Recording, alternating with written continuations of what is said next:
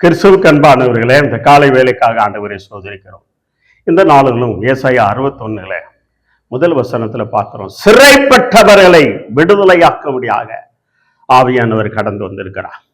இன்னைக்கு சிறைப்பட்டவர், சிறையிலே போல இருந்து வாழ்க்கை வாழ்ந்து கொண்டு இருக்கிறீர்களா? எத்தனை பேர் சிறைன்னா காவல்துறையினால் அரைக்கப்பட்ட சிறை இருக்கிறது, வீட்டு சிறை இருக்கிறது, இன்னும் எழும்ப முடியாத சிறை இருக்கிறது, போராட்டங்கிற ஒரு சிறை இருக்கிறது. உன் சிறையிறப்பை மாற்றும்படியாக ஆண்டவராய் இயேசு கிறிஸ்து வந்தார். கர்த்தருடைய ஆவியானவர் உன் சிறையிறப்பை இன்னைக்கு மாற்றுகிறார். எந்தெந்த விதத்துல நீ சிறையிருப்பு போல என் வாழ்க்கையே சிறையிருப்பாக இருக்கிறது, என் சிறையிருப்பை யாரு மாற்றுவா என்று சொல்லி யாரு கண்கலங்கி கொண்டு இருக்கிறீர்களோ, இன்னைக்கு இந்த வார்த்தை கேட்டுக்கொண்டிருக்கிற தேவ பிள்ளைங்க, இன்னைக்கு உன் சிறையிருப்பை மாற்றுகிறார். இன்னைக்கு மாற்றுகிறார். அவருடைய வல்லமை கடந்து வருகிறது. எந்த விதத்துல நீ சிறைப்பட்டு இருக்கிறாயோ, அன்பான சகோதரனை நீங்க யாரா இருக்கலாம், வேதவசனம் மாறாது, அதுல ஜீவன் இருக்கிறது. அது பல ஆயிரம் வருஷத்துக்கு முன்பாக எழுதப்பட்டதில்லை, அதுல ஜீவன் இருக்கிறது.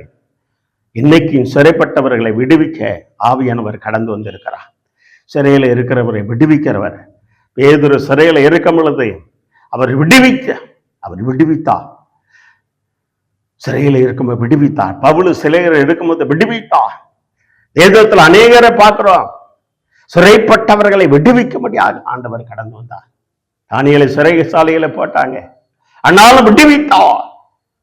ஐயோ, நான் சிறைச்சாலை போல வாழ்ந்து கொண்டு இருக்கிறேனே, எந்த ராஜ்யமாக இருக்கட்டும், எந்த அதிபதியாக இருக்கட்டும், எந்த அதிகாரியாக இருக்கட்டும், எந்த குடும்பமாக இருக்கட்டும், என் குடும்பத்திலே நான் சிறைப்பட்டிருக்கிறேன் சொல்லி கலங்கி கொண்டிருக்கிற தேவ பிள்ளையே, இன்னைக்கு உங்க சிறையிறப்பை தேவன் மாற்றுகிறார். எத்தனை பேர் விசுவாசிக்கிறீங்க? பவுலும் சீலாவும் சிறையில் இருக்கும் பொழுது சிறை அசைந்தது. பேதுரு சிறையில இருக்கும் பொழுது கர்த்தருடைய ஆவியானவர் தேவதூதன் மூலமாக வந்து அவனை சிறையிலிருந்து வெளியில கொண்டு வந்தான். அந்த வார்த்தையில ஜீவன் இருக்க வேண்டாம். இன்னைக்கு உங்களுடைய வாழ்க்கையில சிறைப்பட்டு இருக்கிறவர்களை எந்த விதத்துல நீங்க சிறைப்பட்டு இருக்கிறீர்களோ, உங்களை வெளியில கொண்டு வர வல்லவராய் இருக்கிறார். எத்தனை பேர் விசுவாசிக்கிறீங்க? நிச்சயமாக உங்களை விடுவிப்பா.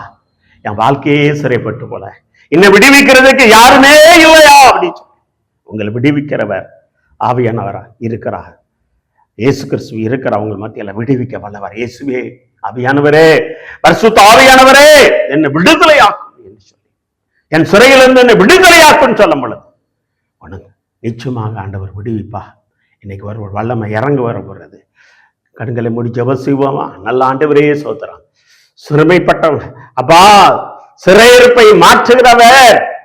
சிறையிருப்பை எத்தனை பேர் சிறையிருப்புல இருக்கிறார்களோ, வாழ்க்கையை சிறையிருப்பு அப்பா அந்த மக்களுக்கு நம்முடைய வல்லமை கடந்து வர முடியாது. சிறையிருப்பை மாற்றுகிற தேவன் பிள்ளைகளுடைய சிறையிருப்பை மாற்றுகிறாங்க. நம்முடைய வல்லமை கடந்து வரட்டும். என் வாழ்க்கை சிறையில இருந்த போல இருக்கிறது.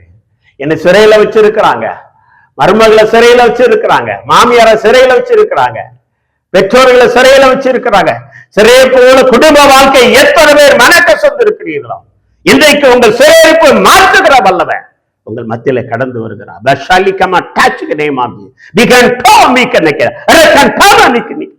வல்லமை இறங்குற காசு. இந்த பிள்ளைகளுடைய சிறையிருப்பை நீர் மாற்றுவீராக.